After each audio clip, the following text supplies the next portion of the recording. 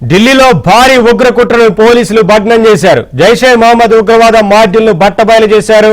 గుజరాత్, మధ్యప్రదేశ్ లో 8 మందిని Gujarat anti terrorist squad arrest చేసింది. గుజరాత్ లో ఉగ్రవాద నెట్వర్క్ కుట్ర పనినట్లు వెల్లడించారు. అరెస్ట్ అయిన వారిపై ఉగ్రవాద నిరోధక చట్టాల కింద కేసులు నమోదు చేశారు. డిజిటల్ పరికరాలు, ఇతర ఆధారాలను స్వాధీనం చేసుకున్నారు.